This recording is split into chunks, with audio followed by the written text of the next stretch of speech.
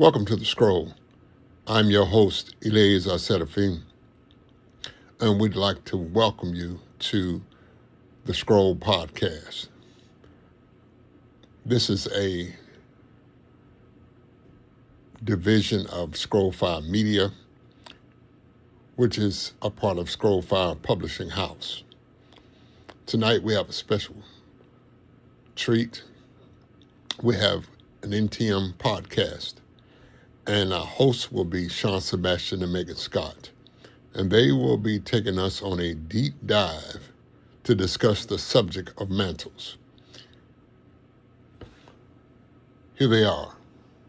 Imagine for a second that you are carrying this weight, or maybe it's like a sense of authority that you just can't quite explain. You walk into a room and the whole atmosphere just shifts. People naturally look to you for answers. Systems just seem to react to you. Exactly. And yet, and this is the crazy part, you don't have an official title. There's no stage. There's no brass plaque on a door to justify this feeling you have. It is just this invisible heaviness. Which can be incredibly isolating if you don't know what it is. Right. So if you have ever felt that, or if you're just completely fascinated by the unseen dynamics of leadership and spiritual authority, you are in the exact right place. I'm your host, and welcome to the Deep Dive. And I am your resident expert for today's journey. It really is a weighty topic we are tackling today. We're exploring a very specific revelatory framework that completely challenges, almost all of our modern assumptions about leadership. It really does. So let's get into the source material. Today's deep dive is based on a 2025 book by an author named Eliazar. It is called Mantles, Bearing the Weight of Heaven's Assignment. And it was published by Scroll Fire Publishing House. A phenomenal text, really dense, but incredibly profound. Yeah, it's heavy. And our mission today is to completely dismantle the popular, everyday idea of what a mantle actually is. Because according to Eliazar, a mantle is not it's not a metaphor for your natural talent. No, not at all. And it is definitely not a reward you get for grinding out years of good ministry work. It is a dimensional scroll-based garment of divine authority. And the kicker is, it was issued to you before you were even born. That paradigm shift right there, that is the anchor of the entire text. And we really need to set a very intentional tone here from the beginning. This deep dive is not a how-to guide for getting famous. Right, it's not 10 steps to better stage presence. Exactly. It's not a plan to climb an institutional ladder. The author is explicitly clear about that. This is about remembrance. It is about aligning with an eternal identity and learning how to govern from a place of seated rest, rather than this, constant striving we see everywhere. I love that phrase, seated rest. Yeah. And I want you, the listener, to really bring yourself into this conversation as we go.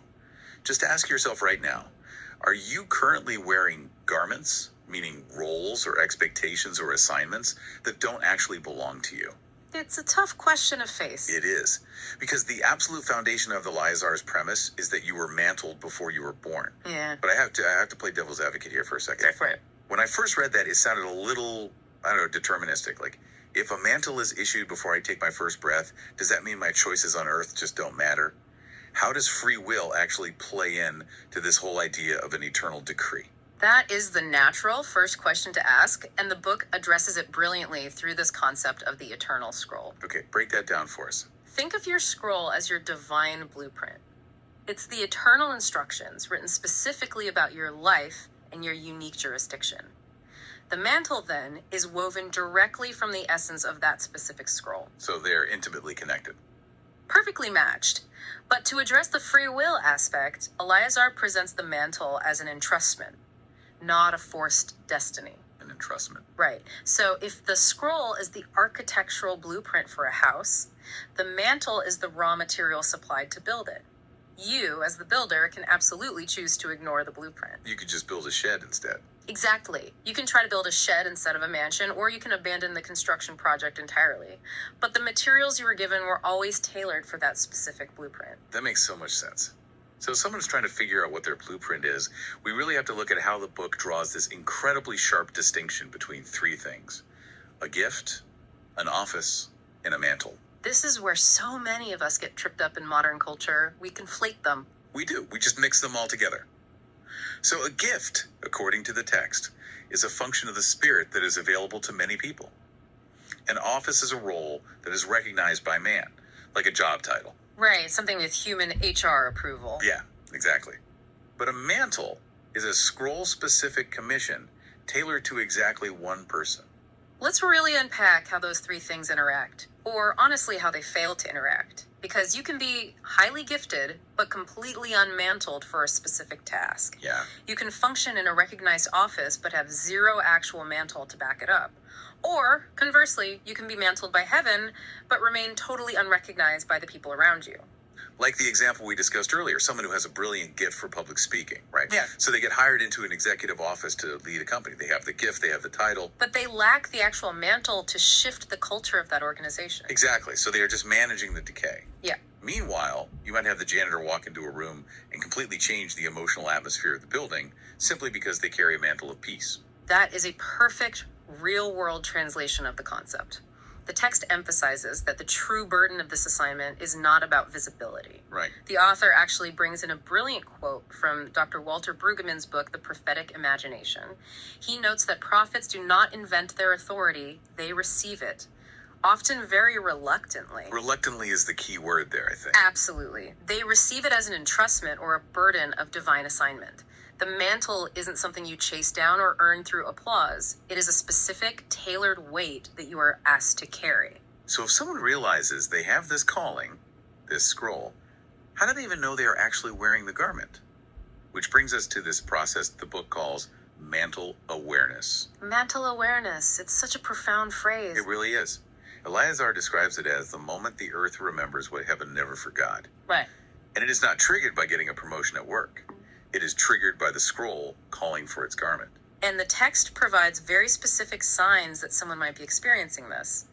For you listening, pay attention to these. For instance, do atmospheres yield to you uninvited? Meaning you don't even say anything. Exactly. You might feel a room shift without you even giving a command. Or another sign carrying a heavy weight even when you are completely alone. The book makes a really crucial distinction here. It says this feeling is often mistaken for depression, but it's actually governance waiting to be seated. That alone could set someone free today. Recognizing that weight isn't always an attack or an illness. Yeah, that's huge. What's another sign? Experiencing extremes of honor and rejection. When a true mantle disturbs established systems, people and realms will often polarize around you. Your very presence announces a scroll, and let's face it, not everyone or everything will be comfortable with that level of disruption. Because people aren't reacting to your personality at that point. Right, they are reacting to the authority you are carrying. The book also mentions having intense dreams of robing, like dreaming of cloaks, crowns, or being covered in fire. And finally, and I think a lot of people will relate to this, a sudden absolute intolerance for religious performance. You just can't stomach it anymore. No. You lose your appetite for the noise, the smoke machines, the networking. You start craving actual, authentic spiritual weight. Which naturally brings up the question of what happens next. Because once you are aware of the mantle, it must be installed. But the text is very careful to distinguish between heavenly installation and earthly installation. They're very different things. Very different. Earthly installation is a ceremony. Heavenly installation is an appointment.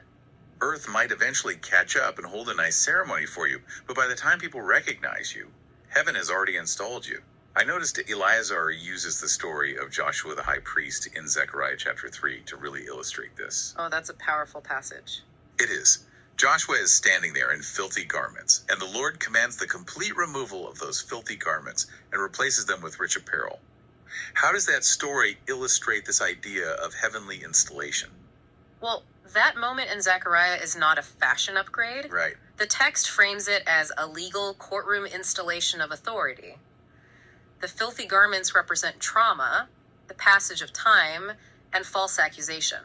Basically, the things that disqualify you in the earthly realm. The things people use against you. Exactly. But heaven strips those away and replaces them with a garment of governance. Heaven was essentially saying, the accusations are dismissed, now govern what I gave you. Wow. Furthermore, these heavenly installations rarely happen in public. They are often what the author calls threshold installations. They occur right after a major life event, a death, a deep sacrifice, a departure. Joseph is a great example of this. Perfect example.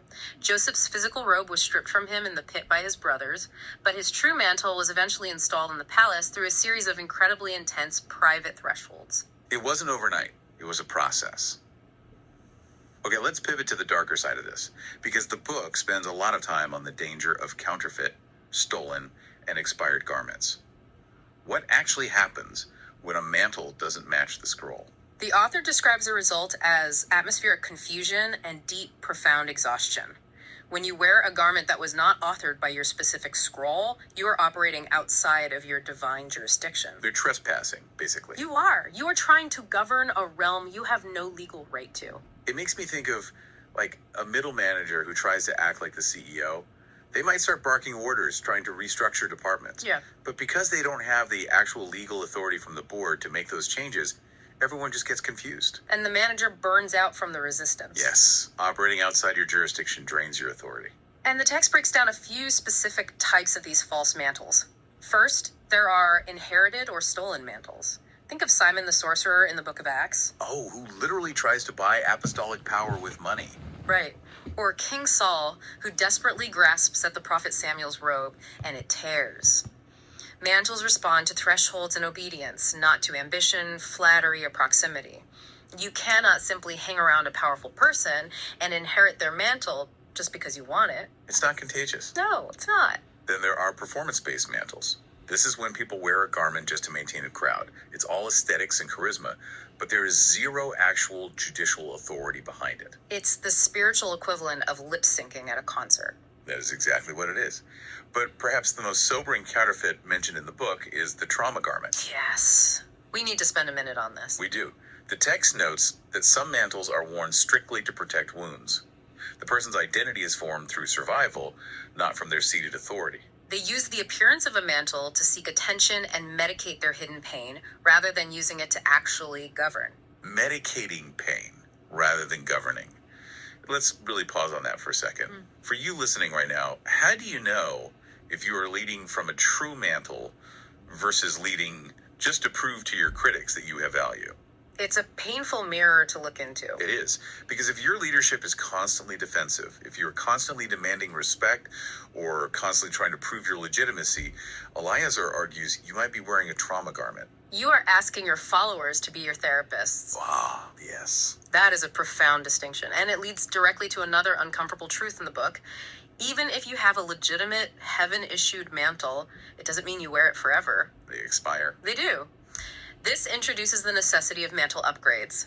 The author quotes Dr. Renita J. Weems, who says, "There comes a time when the robe they gave you no longer fits the calling God placed within you." I love the line from Eliza right after that. Old mantles do not stretch, they tear. They tear. It reminds me of someone trying to wear their high school varsity jacket in their 40s. Sure, it was legitimately yours. You earned the letters. It meant a lot in that season. But you've grown. You've grown. Yeah. The context has changed. If you try to force it to fit now, you just look stuck in the past, and eventually the seams are going to rip. As your scroll expands, as you grow into new jurisdictions, your old mantle actually expires. But the human tendency is to cling to that old mantle. We hold on to it out of nostalgia or guilt, or honestly the fear of losing our current influence. We don't want to let go of what worked before. Right. But the text is clear. Heaven is not sentimental about garments. Heaven is accurate. If a mantle no longer enforces divine order, it has expired. To keep wearing it leads to stagnation and exposes you to unnecessary battles. Which bridges us perfectly into one of the most surprising sections of the book. The part about redefining warfare. There is this incredibly popular idea, especially in leadership and spiritual circles, that if you are constantly under attack, constantly putting out fires, and constantly fighting battles, it must mean you are incredibly important and highly favored. We wear our exhaustion like a badge of honor. We really do. But Eliazar flips that entirely. Completely flips it. The text states that constant spiritual warfare is not always a sign of favor. It is very often a sign of misalignment. What's alignment? Yes. An unseated mantle attracts exhaustion because it is provoking battles without having the court permission to actually end them. You are fighting illegal wars. The quote is, "Mantled ones do not war from earth toward heaven. They war from heaven into earth." That completely shifts the perspective, and it all hinges on the climactic concept of the entire book. Seatedness. Seatedness is the ultimate goal of the mantle. As Eliazar writes, the garment is meant to sit. It's meant to sit. A mantle without a throne is like a crown without a realm. It might look impressive, you might take great photos in it, but it has no jurisdictional force. So what does seatedness actually look like in practice today? Yeah. Because if it isn't about being lazy or passive, how do you govern from rest? It means exercising your authority from a place of deep legal jurisdiction. You aren't striving. You aren't shouting to be heard over the noise. You are enforcing divine order, not begging for it.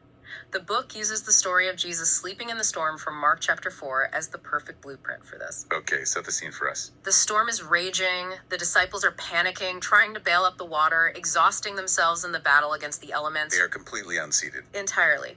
But Jesus is asleep in the back of the boat, and the text points out that he wasn't ignoring the problem. His mantle governed the waters. Oh, wow. He spoke to the storm from a place of seated rest, and the natural realm simply remembered its order and obeyed. He didn't have to fight the wind, he just had to exercise his jurisdiction over it. That is incredible. Eliazar applies this to modern governance by stating, governance does not begin when you speak, it begins when you sit. When we look at mantled leaders, prophets, seers, or reformers, they aren't just there to deliver interesting words or complain about how bad society is. Anybody can do that. Right. They are assigned to establish divine order, to reconstruct broken systems, and to enforce timelines. And the example of Queen Esther is used to illustrate this so beautifully. Her scroll decreed that she was the one to save her people. But she didn't gain her true authority just by having the title of queen, No, the title wasn't enough. or by her beauty, or even by fasting and praying. It was only when she approached the king's seat, stepping fully into the inner court at the risk of her life, that she truly governed. She had to cross that threshold. Yes, her mantle and her throne converged to enact the exact timing written in her scroll. She saved a nation by taking her seat. It is a convergence of three distinct components. Eliazar outlines them perfectly. Component one is the scroll, which reveals who you are and what you are assigned to do. Component two is the mantle, which covers you to function in that specific assignment. And component three is the throne, which establishes your rule in that specific realm. Until you sit, your garment remains in motion, but it is not in command. You will be busy, but you will not be effective. Busy, but not effective. Yeah. Let's take a breath and synthesize this incredible journey we've just been on, because we covered a lot of ground today. We really did. We started by completely dismantling the idea of a mantle as a natural talent or a reward for hard work. We've seen that mantles are ancient, scroll-based garments of divine jurisdiction. They are entrusted to us. Entrusted, yes. We've talked about how they require us to cross difficult thresholds, how they demand absolute alignment with our heavenly blueprint, and how incredibly dangerous it is to wear a counterfeit or a trauma garment. That trauma garment concept is going to sit with me for a while. Me too. And ultimately, we learn that true authority requires a seated posture of rest to actually function and govern. Which brings the entire concept directly back to you, the listener. It is time to evaluate the spaces you walk into every day. Ask yourself the hard questions. Are you fighting exhausting, unauthorized battles? Are you perhaps wearing a false mantle, a role or expectation handed to you by your family, your culture, or an institution that doesn't actually fit the eternal scroll written for your life? That is a serious question that requires honest reflection. If you are burning out, you might just be operating outside your jurisdiction. It's the exhaustion of misalignment. And I want to leave you with a final lingering thought drawn right from Eliazar's closing notes in the book. He writes a phrase that is both terrifying and liberating. He says, "Mantled ones must become mantle readers." Mantle readers. Think about the silence, the resistance, or the closed doors you might be facing in your life right now. The immediate human reaction is to assume the enemy is attacking you, or that people just don't appreciate your gifts. We default to feeling victimized. Always. But what if it's not an attack? What if it is heaven mercifully disrobing you of an expired garment that no longer fits who you are becoming? That completely flips the script on closed doors. It really does. What would happen if, instead of fighting so hard to prove to everyone that you are mantled, instead of shouting to justify your authority, you simply took off what no longer fits and took your seat? That is the ultimate challenge of the book. Something to think about as you go through your week. Thanks for joining us on this deep dive. We'd like to thank Sebastian and Meagan Scott for this wonderful, insightful look at the subject and book of mantles. There's really nothing else to be said. They generally covered it all. I'd like to offer the book to you, and it's on Kindle and Kindle Unlimited. And once again, the name of the book is Mantles. It is by me, Eliazar Seraphim, spelled Eliazar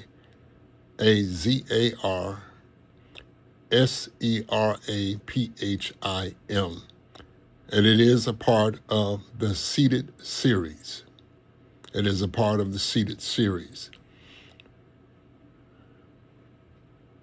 There's also another Mantles podcast that kind of goes into a little more depth concerning the subject of mantles. I would like for you to go back on YouTube at Scrollfire Publishing or at Spotify at Scrollfire Podcast to gain access to those podcasts and other podcasts. But once again, I'd like to thank you once again for joining us tonight on this wonderful deep dive with Sebastian and Meagan Scott. We'd like you to join us again later on in the week. Thank you.